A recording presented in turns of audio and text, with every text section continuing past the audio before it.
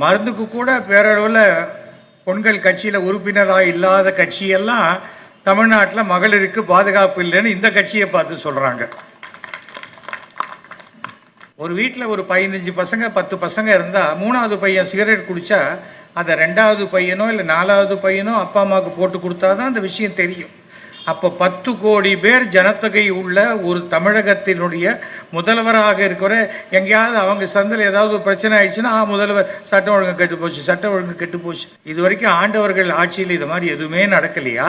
இல்லை இதான் முதல் தடவை நடக்குதா? இது பிறந்த நாள்ங்கிறது எல்லாருக்கும் வரும். ஆனால் இன்னைக்கு எவ்வளோ விஷயங்கள் பார்த்தா கரங்கட்டி அடிக்கிறேங்கிற மாதிரி மத்திய அரசு சொல்லிக்கிட்டே இருக்கு. திரு மாசு சொன்னார், எங்களெல்லாம் ஆன்டி நேஷனல்னு சொல்கிறாங்க. நம்மளை சொல்கிறதுக்கு யாருக்கும் எந்த தகுதியும் கிடையாது. ஏனென்றால் இந்தியாவில் பிறந்தவன் இந்தியன், தமிழகத்தில் பிறந்தவன் தமிழன், அவ்வளோதான். என்ன என்ன தேச விரோதம்? அப்போ அந்த தேசத்துக்குள்ள தமிழ்நாடு இல்லையா? தேசத்துக்குள்ள தமிழ்நாடு இருக்கா இல்லையா? இருக்குல்ல. அப்புறம் எப்படி தமிழ்நாட்டுக்கு நான் விசுவாசமாக இருந்தாலே அது தேசத்துக்கு விசுவாசமாக இருக்கிற மாதிரி தான். எனக்கு மண்டை மாத்திரம் கிடையாது, உடம்பு முழுக்க இருக்கு அப்படின்னு சொல்ற மாதிரி இருக்குது அவங்க சொல்றது. சும்மா இதெல்லாம் யாரோ ஒருத்தர் 2 பேர் சொல்லி பழகி போய் அது உடனே ஆன்டி நேஷனல்னு சொல்ற. அது கொஞ்சம் லூசுத்தனமான பேச்சுன்னு சொல்லலாம், லோக்கலாக சொல்றதுன்னா. எதுக்காக நான் சொல்றேன்னா, எனக்கு என்னுடைய அருமை நண்பர் திரு மு.க. ஸ்டாலின் 40 ஆண்டுகளுக்கு மேலே எனக்கு பழக்கம் நண்பராக.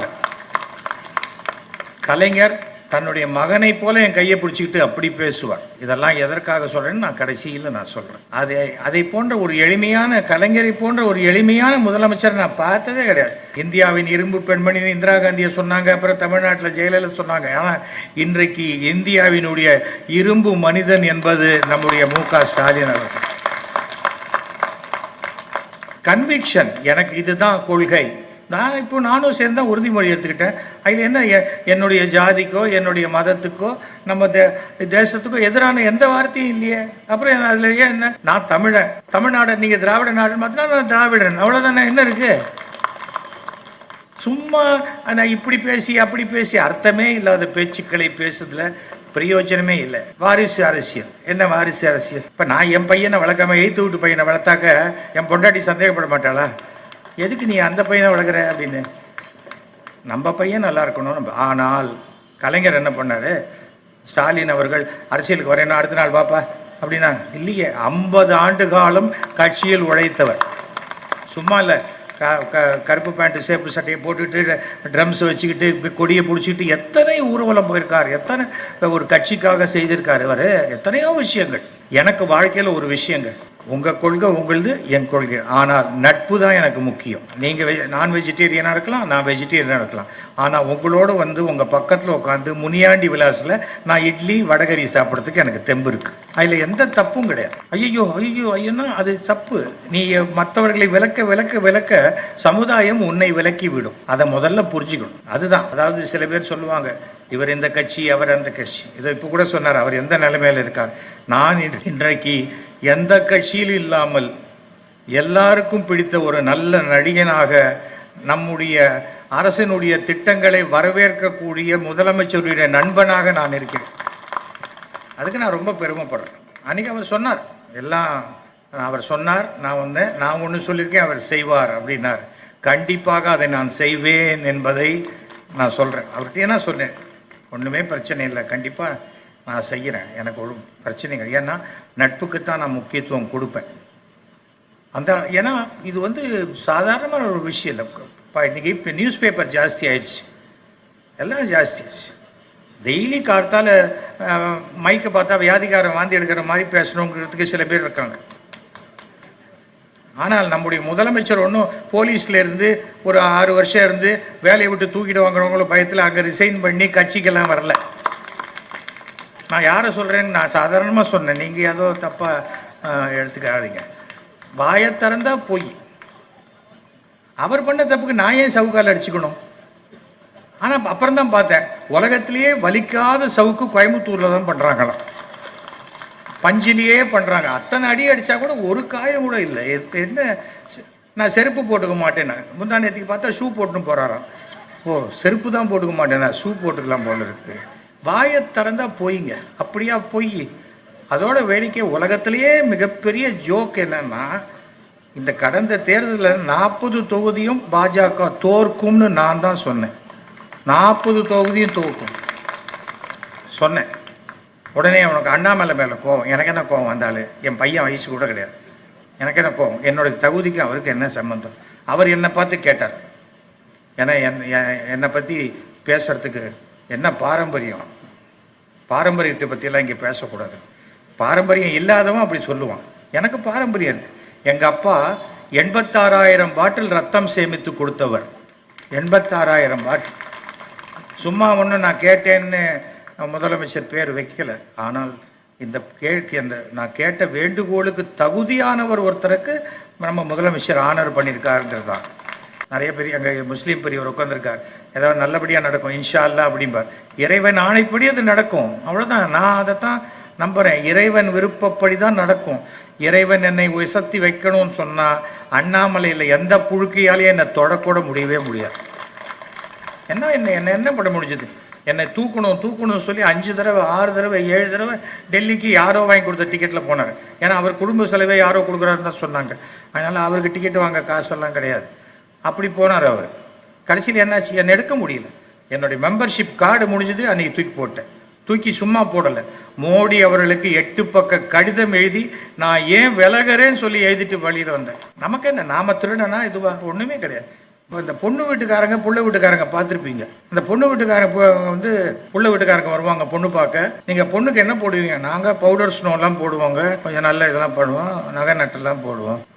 நாங்கள் இவ்வளோ போடுறோமே, கல்யாணத்துக்கு அப்புறம் நீங்கள் என்ன போடுவீங்க அப்படின்னு புள்ள வீட்டுக்காரங்க கேட்பாங்க. நாங்கள் அடிக்கடி வந்து சண்டை போடுவோம் அப்படிம்பாங்க. அதுதான் தமிழ்நாட்டில் உள்ள எதிர்கட்சிகள் நிலைமை. எதுவுமே இல்லை, சும்மா டெய்லி கார்த்தால் எழுந்தோடனே இந்த அரசு சரியில்லை, ஆட்சி சரியில்லை, அரசு சரியில்லை, ஆட்சி சரியில்லை. இது எல்லா இதுவும் 2026 மே மாதம் அடங்கிடும். அரசு சரியில்லையா ஆட்சி சரியான்னு ஒத்த ஆளுங்க 6 கோடி பேர் பேசுகிறோங்கிறாங்க. எங்கடான்னு பார்த்தா அந்த கோடியில் ஒருத்தன், அந்த கோடியில் ஒருத்தன், அந்த கோடியில் 6 கோடி பேர் உட்காந்து பேசிக்கிட்டு இருக்காங்க. அது என்ன பிரயோஜனம்? ஒரு பூத்து கூட இல்லாத கட்சி எங்கள் கூட எல்லாரும் வந்து சேர்ந்துக்க ஆசைப்படுறாங்கன்னு சொன்னால் உலகத்தில் எங்கேயாவது அவ்வளோ வேடிக்கை நீங்கள் பார்க்க முடியுமா? அந்த மாதிரி உலகமாக தயவு செஞ்சு இனிமேல் என்ன நகைச்சுவை சக்கரவர்த்தின்னு கூப்பிடாதீங்க. அண்ணாமலை அவர்களை நகைச்சுவை சக்கரவர்த்தின்னு கூப்பிடுறதான். ஏன்னா வார்த்தைக்கு வார்த்தை சிரிப்பு வர மாதிரி பேசுறது நமக்கு முடியாது. அவ்வளோ தூரம் ஏர்போர்ட்டில் இனிமேல் நான் பேட்டி கொடுத்தா என்னை கேளுங்க அப்படின்ட்டு அதை ஒரு பேட்டியாக கொடுத்துட்டு போகிறார். வாழத்தர எந்த விஷயமுமே அப்படி தான். வாட்ச் பில்லு இன்னி வரைக்கும் கொடுக்கல. இதோ என் கையில் வாட்ச் இருக்குது, கேளுங்க. இது டைட்டன் வாட்ச், எந்த கடையில் வாங்கினா என்ன எல்லாம் சொல்லுவேன். இது ஒன்றும் ஃபாரின் பிளேன்லேருந்து எடுத்தது, இதை நான் வந்து 10 லட்ச ரூபாய்க்கு வாங்கி எனக்கு வந்து லாபத்தில் 2 லட்ச ரூபாய்க்கு கொடுத்தான் அப்படின்லாம் நான் சொல்லலை. எதுக்கு? ஏன்? நேர்மையாக நீ சம்பாதிச்சா பயம் இல்லாமல் இருக்கலாம். நீங்கள் 10,000 ரூபா சம்பாதிக்கிறீங்களா, 4 இட்லி சாப்பிடலாம். நீங்கள் 10 லட்ச ரூபா சம்பாதிக்க ஆரம்பித்தா 4000 இட்லியாக சாப்பிட முடியும். அப்போ பயத்தில் உடம்பு இன்னும் பார்த்துக்கணும், 2 இட்லி ஆகிடும். அதுவே நேர்மையாக இருங்கள். குழந்தைகளை படிக்க வைங்க, கல்வியை கொடுங்க. கல்வியை விட ஒழுக்கத்தை கொடுங்கள். அதுதான் முக்கியம், அதுதான் ரொம்ப முக்கியம். ஒழுக்கம்தான் வாழ்க்கை. ஒழுக்கம் இல்லாத கல்வி சிறைச்சாலைக்கு தான் அனுப்பும். நல்லா நான் வந்து டிப்ளமா மெக்கானிக்கல் இன்ஜினியரிங் தான். இன்றைக்கி நானும் ரஜினிகாந்த் அவர்களும் 14 நாள் தான் வித்தியாசம். என்னை விட அவர் 14 நாள் பெரியவர். எனக்கும் 75 வயசு ஆச்சு. அதனால் முதல்வரை வாழ்த்துவதற்கு உண்டான அனைத்து தகுதிகளையும் பெற்ற ஒரு பெரிய சகோதரனாக தான் நான் இங்கே வந்திருக்கேன். ஆனால் இந்த 75 வயசில் நான் இது வரைக்கும் ஒரு தடவை கூட ஒரு ட்ராப் லிக்கர் கூட சாப்பிட்டதே கிடையாது, சிகரெட் குடித்தது கிடையாது. நல்லா இருக்கேன். அரசாங்கம் டாஸ்மாக் திறந்துச்சு, போச்சு போச்சு போச்சு கத்துறாங்க. அரசாங்கம் மருந்து கடையில் விஷம் கூட தான் விற்குது, வாங்கி குடிக்கிறீங்களா? அதை தான் போட்டிருக்கானே, இது கொடியது, உடல் நலத்துக்கு கேடுன்னு போட்டிருக்கான். அப்புறம் ஏன் வாங்கி குடிச்சிட்டு அரசாங்கம் இருக்குது? அப்படி என்னை வீட்டில் கொண்டு விடணும், எங்களால் தான் அரசாங்கமே நடக்குது, நாளைக்கு எங்களுக்கு சப்சிடி கொடுக்கணும், இது கொடுக்கணும்னு பேசினா அர்த்தமே இல்லை. ஒழுக்கம் இல்லாத வாழ்க்கையை வாழ்ந்துக்கிட்டு அரசாங்கத்தை குற்றம் சொல்வதில் எந்த பிரயோஜனமும் கிடையாது. எந்த அரசாங்கமாக இருந்தாலும் மக்களுக்கும் பொறுப்பு உணர்ச்சி இருக்கணும். அதுக்கு தான் நான் சொல்கிறேன், பயப்பட வேணாம். குழந்தைங்களுக்கு தாராளமாக வளர்க்கலாம். எத்தனை வருஷ போராட்டம் நம்முடைய முதல்வர், ஏதோ உதயநிதி ஸ்டாலின், அவர் என்ன சும்மா டக்குன்னு 2 சினிமாவில் நடிச்சுட்டு கூட மகதான் சரன்னு வந்துட்டாரா? ஒரு நாளைக்கு கிட்டத்தட்ட அவர் எத்தனை ஃபங்க்ஷன்ஸ் அட்டன் பண்ணுறாரு. இன்னைக்கு கடலில் கிட்டத்தட்ட 6 கிலோமீட்டர் ஒரு இடத்துல போயிட்டு அத்தனை பேரையும் பார்த்து கடலில் போய் அவ்வளோ தூரம் போய் ஒரு ஃபங்க்ஷன் நடத்திட்டு வந்திருக்கார். நான் என்றைக்குமே மந்திரி பதவிக்கெல்லாம் ஆசைப்பட்டதே கிடையாது. நான் கொஞ்சம் சௌரியமாக இருக்கணும்னு ஆசைப்படுறேன். மத்திய அரசு பற்றியெல்லாம் அவங்களுக்கு முடிஞ்சு போச்சு. இதோட 27க்கு அப்புறம் கிடையாது. என்னடா நான் வெளியில் வந்துட்டதாக சொல்கிறேன். நான் முதல்ல மோடி கிட்ட சொன்னேன், நீங்கள் 3 முறை இந்தியாவின் பிரதமராக இருப்பீர்கள், 27 வரைக்கும் இருப்பீர்கள். நான் சொன்னேன் அவர்கிட்ட. அவ்வளோதான். அதுக்கு மேலே நான் இது நான் ஜோசியக்காரனா, ஜோசியம் தெரிஞ்சவனா விட்டுடுங்க. ஆனால் இந்தியாவில் வந்து டெக்னாலஜி வளர்ந்தது, அது வளர்ந்தது, இது வளர்ந்தது அப்படிங்கிறாங்களே, அதெல்லாம் எங்கே ஆரம்ப புள்ளி தெரியுமா? ராஜீவ் காந்தி என்ற பிரதம மந்திரி அப்போ தான் ஆரம்பிச்சது. அது ஆரம்பிச்சது. அதுக்கு பிறகு வளர்ந்து வளர்ந்து வளர்ந்து வந்திருக்கு. யாருமே சொந்த காசை போட்டால் செய்கிறாங்க. நீ செய்யின்னு யாரும் சொந்த காசை போடலை. தமிழ்நாட்டில் கடன் இருக்குது. தமிழ்நாட்டில் 5 லட்சம் கோடி ரூபா கடன் இருந்ததுன்னா அங்கே 50,000 கோடி ரூபா கடனுக்கு மேலே 5 லட்சம் கோடிக்கு 50 லட்சம் கோடி ரூபாய்க்கு மேலே கடன் வாங்கி வச்சுருக்காங்க. யார்? மத்திய அரசு கடன் வாங்குதுன்னா எதுக்கு வாங்குறாங்க? நம்ம பேரையும் சொல்லி தானே வாங்குறாங்க. அப்போ அந்த கடன் நமக்கும் சேர்த்து தானே வருது. தமிழக அரசு தயவு செஞ்சு நீங்கள் நல்லபடியாக மனசு நல்லா இருக்கணும்னாலே அண்ணாமலை பேசுகிறத பார்க்காம இருந்தாலே போதும். நமக்கு மனசு நல்லா இருக்கும். இல்லையா ஜாலியாக இருக்கணும், காமெடியாக இருக்கணும், யோகி பாபு மாதிரி சிரிக்கணும்னா நீங்கள் அண்ணாமலை பேச்சை பார்த்துக்கிட்டு இருந்தால் நல்லா சந்தோஷமாக இருக்கலாம். அதுக்காக நான் சொல்கிறது. ஒரு இதில் நான் கேட்டேன், ஒரு ட்ராமாவில் டயலாக் வரும், போலீஸுக்கும் திருடனுக்கும் என்ன வித்தியாசம்? யூனிஃபார்ம் தான் அப்படிம்பாங்க ஒருத்தன்.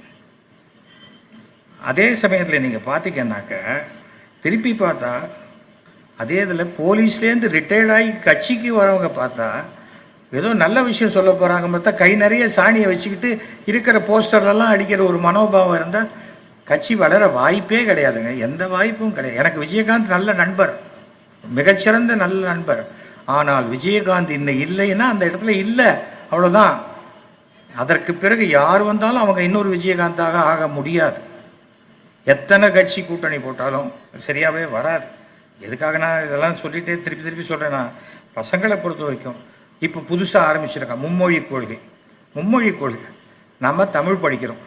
உலகத்துக்கு எந்த நாட்டுக்கு போனாலும் எந்த மாநிலத்துக்கு போனாலும் இங்கிலீஷ் படிக்கும் இதானே. இப்போ ஜப்பான்காரன் நம்ம ஊரில் வந்து வேலை செய்கிறான், இந்த உண்டாய் கம்பெனி, கொரியா, அவன்லாம் தமிழ் கற்றுக்கிட்டா வரான். நீ மாத்திரம் டெல்லி போனால் நீ தமிழ் கற்றுக்கணும். எதுக்கு நான் டெல்லி போனால் தமிழ் கற்றுக்கணும்?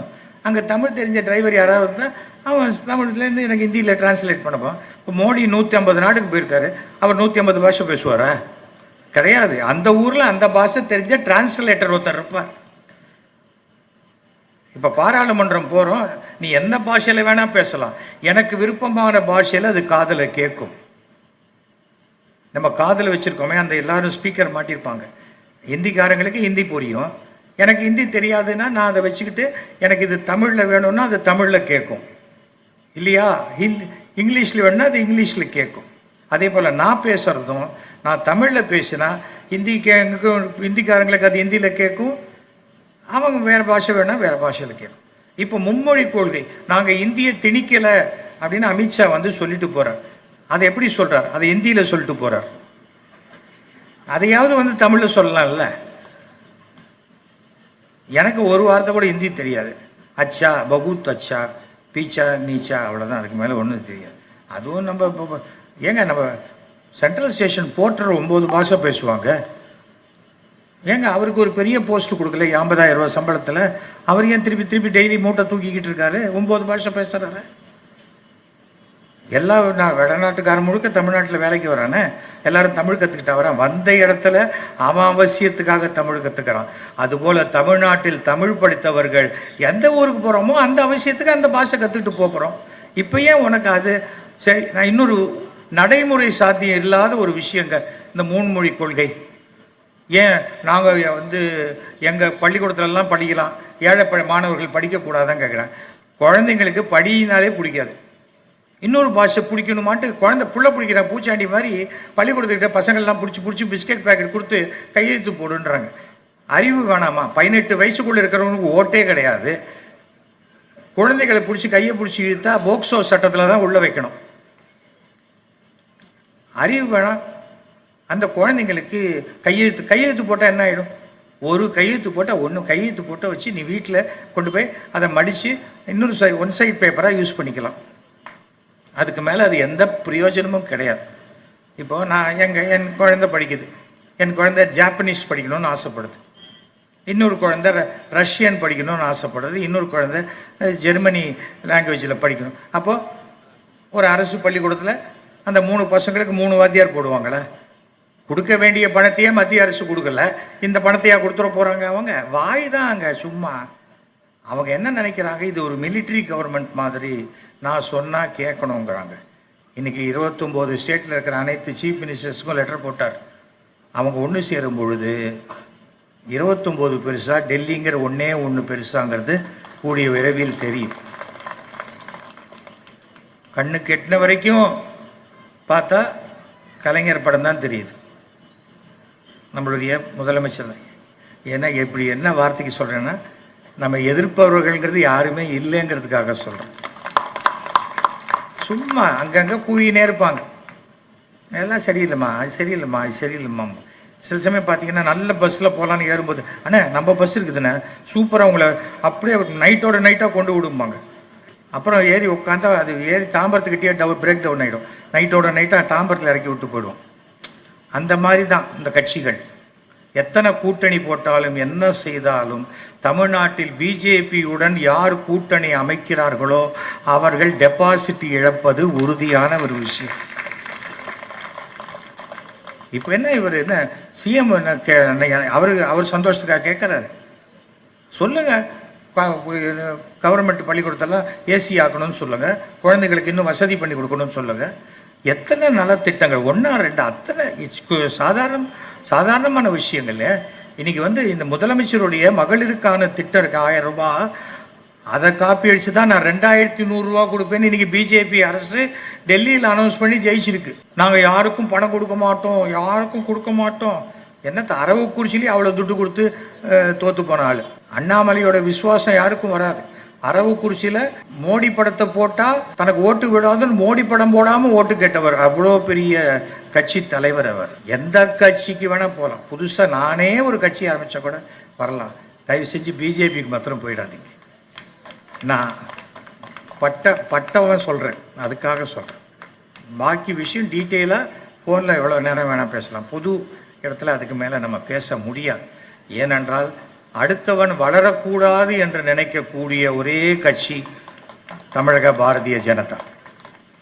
ஒரு பிரச்சனை மாட்டிக்கிட்டான்னா உடனே மற்ற கட்சியில், இன்றைக்கி திமுகவாக இருக்கட்டும், மற்ற கட்சியாக இருக்கட்டும், திராவிட கட்சிகள் யாராக இருந்தாலும் உடனே 50 பேர் நிற்பாங்க கோர்ட்டில். இவங்க 20 பேர் போய் நிற்பாங்க, அவனை எப்படிடா ஒழிக்கிறதுன்னு பார்க்குறதுக்கு. ரொம்ப தவறான ஒரு விஷயம். பல விஷயங்கள் மனசுக்கு பிடிக்காத நான் வெளில வந்தேன். இனிமேல் எந்த காலத்துலையும் எனக்கு மத்திய அரசனுடைய உயர் பதவி கொடுத்தா கூட எனக்கு அது வேணாம். நான் 2 இட்லி இல்லை 1.5 இட்லி சாப்பிட்றேன், எனக்கு அது போதும். எனக்கு அவசியம் கிடையாது. நாளைக்கு என் பையன் திமுகவில் சேர ஆசைப்பட்டால் நானே என் காரில் அறிவாலயத்தில் அழைச்சிட்டு நான் மாண்புமிகு முதலமைச்சர்கிட்ட கொண்டு விடுவேன். அது அவன் இஷ்டம். ஏன்னா அவன் ஃபீல் பண்ணுறான். நான் சொன்னேன், இந்த மார்ச் ஏப்ரலுக்கு அப்புறம் நல்ல டைம் இருக்குடா, அப்போ போய் சேர்த்துக்கலாம், ஒன்றும் அவசியம் இல்லை. அதுக்காக அடுத்த மே மாதத்துக்கு முன்னாடி போய் சேரக்கூடாது. போகணும். நீ போய் எந்த கட்சிக்கு போனாலும் முதல்ல கட்சிக்கு நீ உழைக்கணும். அதற்கு பிறகு தான் எதையாவது எதிர்பார்க்கணும். நான் எதையுமே எதிர்பார்த்து வந்தவனே கிடையாது. இன்றைக்கி ஜெயலலிதா படம் எங்கள் வீட்டில் இருக்குது. ஜெயலலிதா கட்சியிலேருந்து எடுத்துட்டா அவங்க சகோதரி மாதிரி எடுத்துட்டாங்க, எடுத்தாங்க, அவ்வளோதான். அதுக்காக படத்தை தூக்கி போட்டு மாட்டான், அது அவசியம் இல்லை. சரி சார், இந்த அம்மா படம் வச்சுருக்கீங்க, இந்த பக்கம் கலைஞர் படம் வச்சுருக்கீங்க, ஏன் அவங்க ராத்திரி கனவுல உங்ககிட்ட சொன்னாங்களா? எதுக்கு, ஏன் இப்படி இருக்கீங்க? அப்படிலாம் அவசியம் இல்லைங்கிறாரு. எத்தனை திட்டங்கள்ங்க, சாதாரணமாக இல்லை, எத்தனையோ கவர்மெண்ட் பார்த்துட்டேன். இந்த இலவச பேருந்து திட்டம் டெல்லியில் அனௌன்ஸ் பண்ணுறாங்க. இந்த தமிழக அரசு எதையெல்லாம் செய்து வெற்றி கண்டிருக்கிறதோ அதையெல்லாம் மற்ற மாநிலங்களில் அமல்படுத்தி கொண்டிருக்கிறாருன்னா அதற்கு எடுத்துக்காட்டி யாரு? நம்முடைய மாண்புமிகு முதல்வர். புரிஞ்சுக்கணும், அது எவ்வளோ விஷயங்கள். அதாவது விடோவாயிட்டாங்க, அவங்களுக்கு மாதம் 1200 ரூபா பணம் கொடுக்குறாங்க. தோழி விடுதின்னு நேர்த்தி புதுசாக அனௌன்ஸ் பண்ணிருக்காங்க.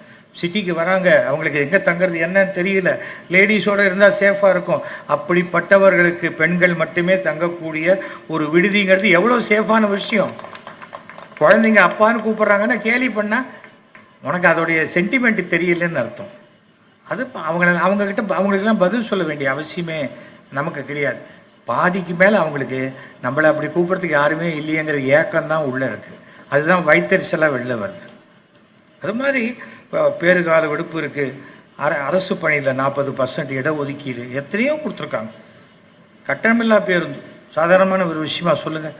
கிட்டத்தட்ட ஒருத்தர் வந்து ஒரு மாதத்துக்கு குறைஞ்சபட்சம் அதில் 1000 ரூபா சேவ் பண்ணுவாங்க. குறைஞ்சபட்சம் ஒரு வீட்டில் 2 லேடிஸ் இருக்காங்கன்னா 2000 ரூபா சேவ் பண்ணுவாங்க ஒரு மாதத்துக்கு. அதை தவிர மாதம் 1000 ரூபா மகளிர் உரிமைத்தொகை, காலேஜ் போகிற பொண்களுக்கு 1000 ரூபா. அப்போ எல்லாத்தையும் விட மிகச்சிறந்தது, உலகத்திலேயே சிறந்த தானம் என்பது அன்னதானம் என்பாங்க. அதை ஏழை குழந்தைகளுக்கு கொடுத்தாரு பாருங்க. காலை உணவு திட்டம், மதிய உணவு திட்டம் முன்னாடி கொண்டு வந்தாங்க. ஆனால் காலை உணவு திட்டம் விதவிதமான ஒரு சாப்பாடு. சில இடத்துல தவறு நடக்கும், அந்த தவறை கண்டித்து சரி பண்ணணுமே தவிர மொத்த இதுவும் தப்புன்னு சொன்னால் பார்க்குறவங்க கண்ணில் தான் கோளாறு. மஞ்சக்காமால கண்ணோட பார்த்தா எல்லாம் மஞ்சளாக தான் தெரியும்பாங்க. அதனால் அது எத்தனையோ குழந்தைங்களை வீட்லேயும் விட்டு போக முடியாமல், அவங்கள பள்ளிக்கூடத்துக்கு அனுப்புறதுக்கு வசதியும் இல்லாமல் என்ன பண்ணுறாங்க, கூலி வேலைக்கு கூடவே கூப்பிட்டு போகிறாங்க அம்மா அப்பா. அதற்கு பதிலாக நீ கொண்டு விடு இந்த பள்ளிக்கூடத்தில், அவங்களுக்கு என்ன வேணுமோ நான் செய்கிறேன். அந்த ஒன்றும் இல்லை, அவன் 10வது வரைக்கும் கூட படிக்கட்டும், போகிறோம். எல்லாரும் டாக்டர் ஆக வேண்டாங்க, எல்லாரும் என்ஜினியர் ஆக வேண்டாம். உங்கள் பையன் சுமாராக படிக்கிறானா, 10வது படித்தானா, அவனை ஒரு டெக்னிக்கல் கோர்ஸ் படிக்க வைங்க. ஒரு நாளைக்கு அவன் 1500லேருந்து 2000 ரூபா சம்பாதிக்க முடியும். உழைக்கணும். முதலமைச்சர் ஒன்றும் டப்புன்னு வந்து ஜெயிச்சில்ல, டெக்னிக்கல் கோர்ஸுக்கு தான் இன்றைக்கி எல்லா விஷயமுமே. அந்த மாதிரி இருக்கக்கூடிய சமயத்தில் அவர் உழைச்சார். 2011லேருந்து 2021 நம்ம எலெக்ஷன் வந்ததே, அது வரைக்கும் தமிழ்நாட்டை 3 முறை சுற்றுப்பயணம் செஞ்சார். அதனுடைய விளைவு தான் திமுக ஆட்சி இன்னைக்கு வந்தது. அதே தான் மறுபடியும் வரும். ஏனென்றால் இன்றைக்கும் பாருங்கள், காத்தால் இங்கே திண்டிவனத்தில் இருக்கேங்கிறார், மத்தியானம் அங்கே இருக்கேங்கிறார், அங்கே போகிற அடுத்த நாள் நாகப்பட்டினம் போகிறேங்கிறார். எத்தனையோ விஷயங்கள் செய்து கொண்டிருக்கிறார். சாதாரணமான ஒரு விஷயம் கிடையாது. அந்த மாதிரி இருக்கக்கூடிய ஒரு இதை நமக்கு யார் நல்லது செய்கிறாங்களோ அதுதான். மாசு சொன்ன மாதிரி எனக்கு எந்த அரசியல் அடையாளமும் கிடையாது. நான் இன்றைக்கு நம் முதலமைச்சருக்கு நெருங்கிய நண்பர், முதலமைச்சர் தொடர்ந்து வெற்றி பெற வேண்டும் என்ற நினைப்பில் உள்ளவன். அவ்வளோதான், பெரிய விஷயம் இல்லை. ஒபாமா ஒரு தடவை அமெரிக்கா போயிருந்தபோது ஒபாமா வந்து அந்த அங்கே வந்து இன்சூரன்ஸ் கார்டு அறிமுகப்படுத்துகிறாருன்னு சொன்னாங்க பெருமையாக. நான் சொன்னேன், இது கலைஞர் காப்பீட்டு திட்டத்தை காப்பி அடிக்கிறார் ஒபாமா அப்படின்னு. நிறையா விஷயங்கள் உலகத்தில் எல்லாருக்கும் உளவுத்துறை இருக்குது. எதை பண்ணினா ஜனங்கள் சந்தோஷம் அடைகிறார்கள், ஜனங்களுக்கு ரொம்ப பிரயோஜனமாக இருக்குன்னு பார்க்கும்போது உலகம் முழுக்க பல விஷயங்கள், பல நல்ல விஷயங்களுக்கு தமிழ்நாடு எடுத்துக்காட்டாக இருக்கிறது என்பது தான் உண்மையான விஷயம். நாம் பெருமைப்பட வேண்டிய விஷயங்க. அது சாதாரணமான ஒரு விஷயமே இல்லை. நாம் இருக்கிற ஊர் நல்லா இல்லைன்னு சொன்னால் கிளம்பி போ வேறு ஊருக்கு. அவங்க சொல்ல இந்தியா பிடிக்கலையா பாகிஸ்தான் போ. நான் இந்தியா பிடிக்கலன்னு நான் ஏன் பாகிஸ்தான் போகணும், நான் அமெரிக்கா போகிறேன். நான் எங்கே போகணுங்கிறதையும் நீ தான் சொல்லுவியா? எப்போ தூங்கினாலும் எழுந்தாலும் பாகிஸ்தான் இது இந்த ஜாதி மதம் இதை வைத்து அரசியல் செய்தால் அவர்களுடைய எந்த கணக்கும் தமிழ்நாட்டில் பூஜ்ஜியமாகத்தான் போகும். புரிஞ்சுக்கணும். இங்கே வந்து எந்த முஸ்லீம் படையெடுப்பும் நடந்து இந்துக்கள்லாம் பாதிக்கப்பட்டு தமிழ்நாட்டில் அப்படி எதுவும் நடக்கலை. அப்படி இல்லாத சூழ்நிலையில் இந்து முஸ்லீம்களுக்கு சண்டை மூட்டி விடுறேன்னு ஒரு கட்சி ஆரம்பித்தா அவங்க மூஞ்சியில் மண்ணைத்தான் அவங்க தலையிலேயே மண்ணை வாரி தான் போட்டுக்கணும். நீ என்ன சாதனை செஞ்சேன்னு சொல்லு. நான் எத்தனை டேக்ஸ் போட்டிருக்கேன் தெரியுமா?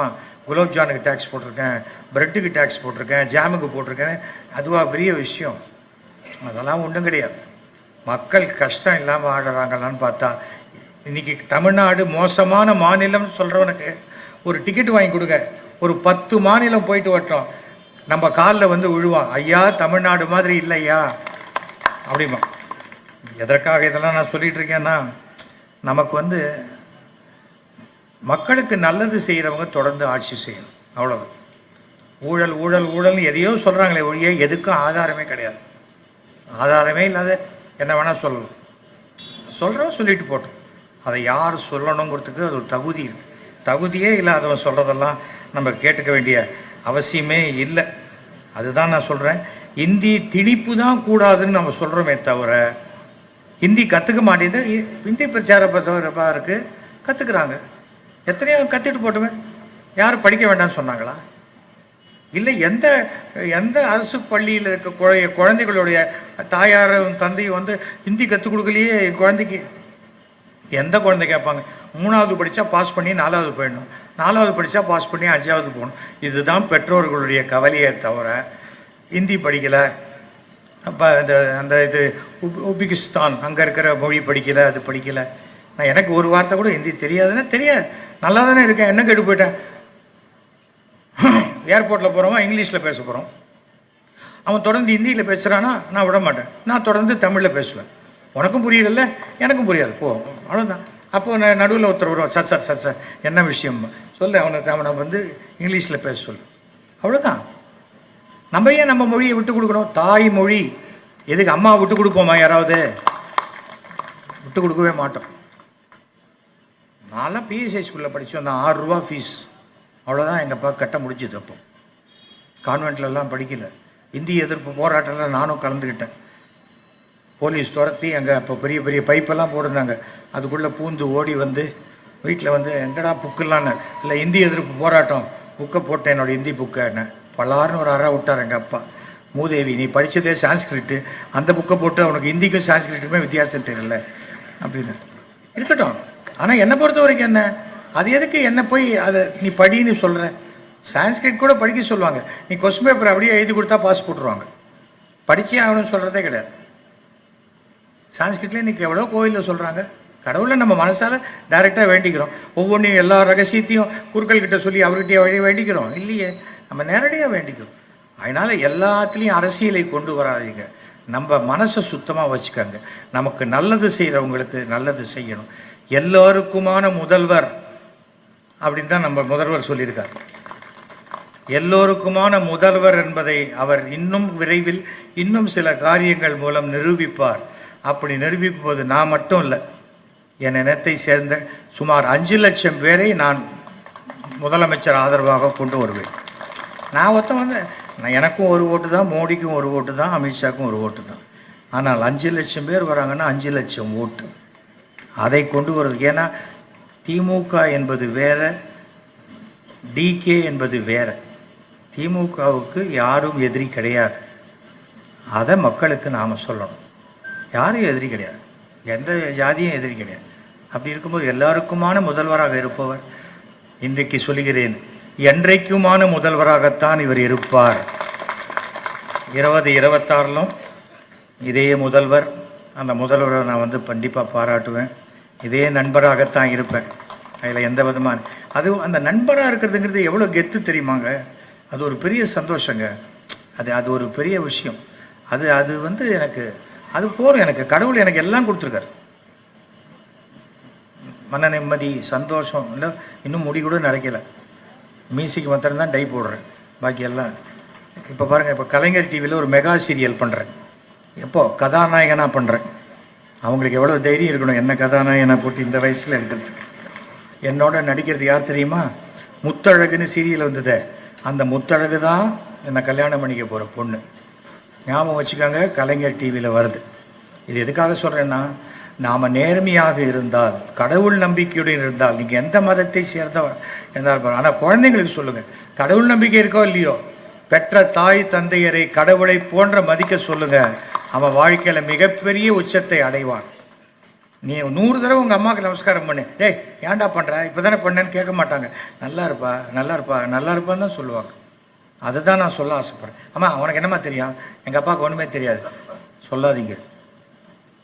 உங்கள் அப்பா ஒரு சைக்கிள் கூட இல்லாத ஒருத்தர் கஷ்டப்பட்டு உனக்கு ஒரு பைக்கு வாங்கி தராருன்னா, நீ வந்து பெரிய ஆளானா உன் பையனுக்கு கார் வாங்கி தர அளவுக்கு நீ வளர்ந்த பிறகு தான் உங்கள் அப்பாவை பற்றி சொல்கிற யோகிதை உனக்கு இருக்கும். அதை புரிஞ்சுக்கணும். அதனால தான் நான் வாழ்க்கையில் என் பசங்க நல்லா இருக்காங்க, என் குடும்பம் நல்லா இருக்குன்னா, நான் பார்க்கக்கூடிய இடத்தில் இருப்பவர்கள் எல்லாரும் அதே மாதிரி நல்ல நிலைமையில் இருக்கணுங்கிறது தான் என்னுடைய ஆசை. இந்த இந்த இந்த பிறந்தநாள் வாழ்த்துக்கள் என்பதற்கு எவ்வளோ தூரத்தில் இருந்தாலும் அந்த வாழ்த்து மாத்திரம் வேலை செய்யும். அந்த வாழ்த்து எங்கள் அப்பா சொல்லுவார், ஒரு விஷயம் எப்பவுமே சொல்லுவார், நீ ஆசீர்வாதம் வாங்காட்ட கூட யார்கிட்டையும் சாபம் வாங்கிடாதேம்பார். இன்னி வரைக்கும் நான் ஒருவரிடமும் சாபம், நேர்மையான ஒருவரிடமும் சாபம் வாங்காமல் இருக்கிறேன் அப்படிங்கிற பெருமை எனக்கு இருக்குது. என்னை அழைத்து இவ்வளோ தூரம் அதுவும் நலத்திட்ட உதவிகள் வேறு நிறையா வச்சுருக்காங்க. ஸோ இது எல்லாருக்குமே என்னுடைய மனமார்ந்த வாழ்த்துக்களை சொல்கிறேன். இங்கே வந்திருக்கிற ஊடகங்கள் சார், ஒரு சின்ன விஷயம், என்னுடைய ஃபோன் நம்பர் சொல்கிறேன், 9841023545. கொஞ்சம் இந்த ரஃப் ஃபுட்டேஜ் மட்டும் எனக்கு அமுச்சு விட்ருங்க ட்ரான்ஸ்ஃபரில். நமக்கு தெரிஞ்சவங்களுக்கு நான் போட்டு கொடுப்பேன். ஓகே, இருந்தாலும் நான் பேசுகிறேன்னொன்னே போடுவாங்க, இருந்தாலும் அதை தாண்டி இன்னும் அதிகமான மக்களுக்கு சேர்ந்தோம். இங்கே இருக்குது, இங்கே பேசுகிறோம், இங்கே 2000 பேர் இருக்காங்க. ஆனால் இதுவே நாளைக்கு கார்த்தால பத்திரிகையில் வரும்போது 20 லட்சம் பேருக்கு போய் சேரும். சோஷியல் மீடியாவில் வரும்போது 2 கோடி பேருக்கு போய் சேரும். அதுவும் சோஷியல் மீடியாவில் வந்துருச்சுன்னா 2 வருஷம் கழித்து பார்த்தா கொடுத்து. அதனால தான் நிறைய பேர் போன மாதம் ஒரு பேச்சு பேசுகிறாங்க, இந்த மாதம் ஒரு பேச்சு பேசுகிறாங்க. நான் தனிப்பட்ட முறையில் யாரையும் தாக்கிறதுலாம் அவசியம் இல்லை. அவங்களே கடவுள் பார்த்துப்பார். நம்ம நடக்கும். நமக்கு என்ன வேணும்? இலக்கு 2026 200 நாள். இப்போ 234 கொண்டு வந்து நிறுத்திட்டார் மாதம். அது 234 இங்கே இருக்கிறவங்களே ஆசைப்பட்டால் போகிறது, அங்கே இருக்கிறவங்க எல்லாம் ஆசைப்பட்டால் அது நடக்கும். அதுதான் முக்கியம். ஐயோ மிஸ் ஆயிடுச்சு ஜஸ்ட்டு. ஏன்னா ஒரு ஓட்டில் தோற்றாலும் ஒரு இந்த கணக்கெல்லாம் சொல்லுவார் தெரியுமா அண்ணாமலை, நாங்கள் இவ்வளோ பர்சன்டேஜ் வாங்கி, அதுக்காக கேட்டேன். நீ 500 ஓட்டு குறைச்சலாம் வாங்கினா பார்லிமெண்ட்டில் தரையில் பக்கத்தில் உட்காந்துக்கோன்னு சொல்ல போகிறாங்கல்ல. தோத்தது தான், வெளில போனால் வெளில போக வேண்டியது தான். ஒரு ஓட்டில் தோற்றாலும் இல்லை நான் 1% தோற்றுருக்கேன். இதெல்லாம் சும்மா நம்மளே சமாதானப்படுத்தி. என் பையன் 38 மார்க் வாங்கி ஃபெயில் ஆகிட்டான். அது என்ன பெருமை? 40 வாங்கலை இல்லை அவன், அப்போது ஃபெயிலு ஊற்றிக்கிச்சின்னு அர்த்தம். அப்போ அதை புரிஞ்சுக்கணும். அதை விட்டுட்டு 38 இப்படிலாம் பேசிக்கிட்டு அதை தோற்று போன 4 பேர் சேர்ந்து ஒன்றா பேசுறது. அதுலேயும் அவன் 38 வாங்கலை, இதில் 2, 3, 4 இப்படிலாம் வாங்கி, இப்படி வாங்கினவங்க எல்லாம் சேர்ந்து நாங்கள் ஆட்சி மாற்றம் ஏற்பட செய்ய போய்க்கிறோம். விஜய் தான் ரொம்ப சொல்கிறார் ப்ரோ அப்படிங்கிறார். அவர் ரொம்ப காமெடியாக பேசுகிறதா நினச்சி, அவருக்கு சினிமாவில் இருக்கிற முதலமைச்சர் பதவி என்பது வேற, நிஜத்தில் இருக்கக்கூடிய முதலமைச்சர் பதவி வேற என்பது தெரியவில்லை. அவர் படத்தை 1 கோடி பேர் பார்த்தா கூட ஹிட் ஆகும். ஆனால் 10 கோடி பேருக்கு ஏற்றுக்கொண்டால்தான் இங்கே தமிழ்நாட்டில் முதலமைச்சராக முடியுங்கிறது அவர் முதல்ல தெரிஞ்சுக்கணும். நிறைய வயசு இருக்குது. சரத்குமார் கூட சொன்னார், நான் 150 வயசு இருப்பேன்னு. அப்போ சரி, ஒரு 50 வருஷம் கழிச்சு அவர் ட்ரை பண்ணலாம், அவர் பாட்டுக்கு ட்ரை பண்ணலாம். அது மாதிரி இவரும் கொஞ்சம் முதல்ல களம் தெரியணும். அவருக்கு யார் அட்வைசர்னு பார்த்தா, பாண்டிச்சேரியில் 3 தெருவுக்கு இருக்கிற ஒரு 3 தெரு சேர்ந்த ஒரு எம்எல்ஏ, அதில் இருந்த ஒருத்தர் இங்கே கவுன்சிலருக்கே 56 தெரு போக வேண்டியிருக்கு. அவர் அட்வைஸ் கொடுக்குறாருங்க. கேரவனில் உட்காந்துக்கிட்டு யாருமே அரசியல் செய்ய முடியாது, தமிழ்நாட்டில் செய்யவே முடியாது. யதார்த்தம் அது. பிரசாந்த் கிஷோரில் யார் வேணும், நான் கூட அரசியல் ஆலோசகர் தான். இப்போ நான் சொல்கிறது இந்த ஆலோசனை தான். இது அவர்கிட்ட தனியாக போய் சொன்னாக்க 10 லட்ச ரூபா வாங்கியிருக்கலாம். பப்ளிக்காக சொல்லிட்டேன், என் திறமை. ஆனால் இதுதான் நடக்கும். 40 சீட்டு பாஜக தோக்குன்னு சொன்னேன், தோத்துதா இல்லையா? அப்போ எனக்கு என்னமோ பத்திரிகைகளே சொன்னாங்க, ஊடகங்கள் சொன்னாங்க, எனக்கு என்னமோ தனிப்பட்டு இல்லை. பூத்தே இல்லைங்க, பூத் ஏஜென்ட்டே இல்லை, பூத்து இல்லை. அப்புறம் எங்கே ஓட்டு வரும்?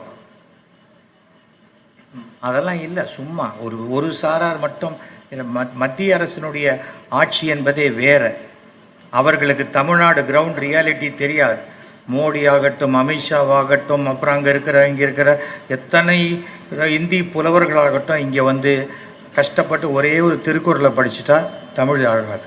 தமிழில் பேச தெரியணும். அதுவே இந்தி ஆளும் மாநிலங்களில் இருப்பவர்கள் தமிழ்நாட்டுக்கு வந்தால் தமிழக கட்சிகளுக்கு அடங்கி கூட்டணி வைத்து கொண்டால்தான் அவர்களுக்கு வெற்றி வாய்ப்பு. இல்லைன்னா வெற்றி வாய்ப்பு கிடையாது யாராக இருந்தாலும். இதுதான் யதார்த்தமான உண்மை. யாராக இருந்தாலும் அதுதான். அதை ஃபஸ்ட்டு தெரிஞ்சுக்கணும். இன்றைக்கி காங்கிரஸ் இவ்வளோ சீட்டு ஜெயிச்சிட்டுனா அது என்ன? அது நம்முடைய முதலமைச்சர் மேல் வைத்திருக்கும் நம்பிக்கையும் முதலமைச்சர் கொடுத்த வாக்குறுதிகளுக்குமாக தான் அந்த கூட்டணிக்கு ஓட்டு போடுறாங்க. அது மாதிரி தான் எல்லாரும் கூட்டணி கட்சிகள் வெற்றி பெறாங்க. கூட்டணி கட்சிகள் என்பது ஆசை காட்டிக்கிட்டே இருப்பாங்க. அங்கே போனால் இதை விட ஜாஸ்தி கிடைக்கும், ஜாஸ்தி கிடைக்கும்னு. எல்லாம் கிடைக்கும். எப்போ கிடைக்கும்?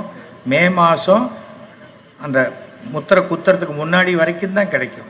அப்புறம் ஆட்சி அது கையில் வரலைன்னா திருப்பியும் திமுக தான் வரப்போகுது. அப்போ என்னை இப்போ சேர்த்துக்காங்க அப்படின்னா சரியாக வராது. புரிஞ்சுக்கணும். என்றைக்குமே வெற்றி ரொம்ப முக்கியம். இந்த வெற்றி பாதையில் தான் நம்முடைய மாண்புமிகு முதலமைச்சர் அப்படியே பிரமாதமாக பயணித்து கொண்டிருக்கிறார். அவருக்கு துணையாக உறுதுணையாக நம்முடைய துணை முதல்வர் உதயநிதி அவர்கள் இருக்கிறார். எல்லாமே எல்லாத்தையும் சேர்ந்து ஒரு ஆர்மி பிஜேபிங்கிறது. அவங்க சொல்கிறது மிலிட்ரி செட்டப். ஆனால் இங்கே தமிழ்நாட்டில் இருக்கக்கூடிய நம்முடைய திமுக என்பது போர்ப்படை. இங்கே ஒன்றும் வேறு ஒன்றுமே நடக்காது. அவங்க ஆர்மியில் சொல்லி கமாண்ட் கொடுத்துக்கிட்டே இருக்கலாம். அதை மீட்பேன், இதை மீட்பேன், பாகிஸ்தானை மீட்பேன், அதை மீட்பேன், ஏதாவது சொல்லிட்டு இருக்கலாம். நீ தமிழ்நாட்டில் இருக்கிறவனுக்கு என்ன பண்ணினேன்னு கேட்டால் தெரியாது. இந்திய மீனவர்கள் சுடப்பட்டார்கள்மாங்க. அப்புறம் தமிழ்நாட்டில் மாட்டிக்கினா தமிழ்நாட்டு மீனவர்கள் சுடப்பட்டார்கள். அப்போ அவன் இந்திய மீனவன் இல்லையா? நீ என்றைக்கு நீ தமிழ்நாட்டை இந்தியாவினுடைய ஒரு பகுதியாக அங்கீகாரம் செய்கிறாயோ அப்பொழுதுதான் தமிழ்நாடும் உங்களை பதிலுக்கு அங்கீகாரம் செய்யும். இது மியூச்சுவல். வணக்கம் சொன்னால் வணக்கம் சொல்ல போகிறோம். நான் இப்படி திரும்பிப்பேனே, நான் இந்த நாள் இப்படி திரும்பி போயிட்டே இருக்க போகிறேன். அதனால் என்ன சொன்னாலும் இதெல்லாம் பற்றி பேப்பர்களுக்கு ஒரு நியூஸ், அதை பற்றி கவலைப்படாதீங்க. மீண்டும் மீண்டும் எந்த நோய் நொடியும் இல்லாமல் இவ்வளவு சுற்றுப்பயணம் செய்து கொண்டிருக்கும் மாண்புமிகு நம்முடைய தமிழக முதல்வர் என்னுடைய அருமை நண்பர் திரு மு.க. ஸ்டாலின் அவர்கள் சிறு நோய் நொடி இல்லாமல் பல்லாண்டு 100 ஆண்டு காலம் வாழ வேண்டும் என்று எல்லாம் வல்ல இறைவனை நான் வேண்டுகிறேன். அதே சமயம் எல்லாருக்குமான முதல்வர் மீண்டும் 2026 நம்முடைய முதல்வராகத்தான் வருவார் என்ற நம்பிக்கையுடன் வாழ்த்துக்களை தெரிவித்துக் கொள்கிறேன். இங்கே மீட்டிங் வந்த அனைவருக்கும் என்னுடைய மனமார்ந்த நன்றியை நான் தெரிவித்துக் கொள்கிறேன். நான் எத்தனையோ நாடுகளுக்கு போய் நாடகம் போட்டிருக்கேன். East or west, our India is best. North or south, our Tamil Nadu is the best. போய் பாருங்கள், சந்தேகம் இருந்தால் போய் பாருங்கள். தமிழ்நாட்டில் தான் இங்கே மெட்ராஸில் ஏறினா தூத்துக்குடி கன்னியாகுமரி வரைக்கும் உங்கள் டிக்கெட்டில் நீங்கள் மாத்திரம் போகலாம். இந்த பக்கம் குண்டூரை தாண்டி நகர்ந்துட்டீங்க, மொத்தம் துப்பாக்கியோடு ஏறுவான். நம்ம பயந்து வெளியில் குதிச்சுட்டு தொங்கிட்டே போகணும். அந்த மாதிரி இருக்குது மற்ற மாநிலத்திலலாம் சட்டம் ஒழுங்கு. அவங்கெல்லாம் நம்ம ஊர் சட்டம் ஒழுங்கை பற்றி பேசுவதற்கு அருகதை இல்லாதவர்கள்.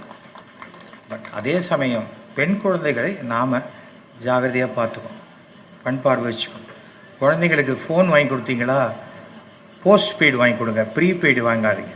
அவங்க டக்குன்னு எங்கே வேணால் அது போஸ்ட்பெய்டு வாங்கினா உங்களுக்கு நாளைக்கு லிஸ்ட்டு வரும், எந்த நம்பருக்கு அதிகமாக பேசியிருக்காங்க. இல்லை, பொண்கள் பையனையும் நம்ம கண்காணிப்பில் வச்சுக்கிறதுல தப்பு இல்லை. அப்பா அம்மாவுடைய கடமை இது. நான் சம்பாதிப்பேன், அவன் பாட்டுக்கு இருப்பான்னா சரியாக வராது. இன்றைக்கி சூழ்நிலை மாறிடுச்சு. அப்போ நாம் அதுக்கு உண்டாந்து அவங்ககிட்ட சொல்லணும், நான் அவன் மேலே நம்பிக்கை வைக்கிறேன், அந்த நம்பிக்கைக்கேற்ப நீ நடந்துக்கணும் அப்படிங்கிறத நேரடியாக சொல்லுங்கள். அந்த மாதிரி வளர்த்தால் உங்கள் குழந்தைகள் சீரும் சிறப்புமாக மிகப்பெரிய உயரங்களை வாழ்க்கையில் அடைவார்கள் என்ற நம்பிக்கை இருக்கிறது. நாம் மீண்டும் சந்திப்போம், ஒரு வெற்றி விழாவில் சந்திப்போங்கிற நம்பிக்கை எனக்கு இருக்கிறது.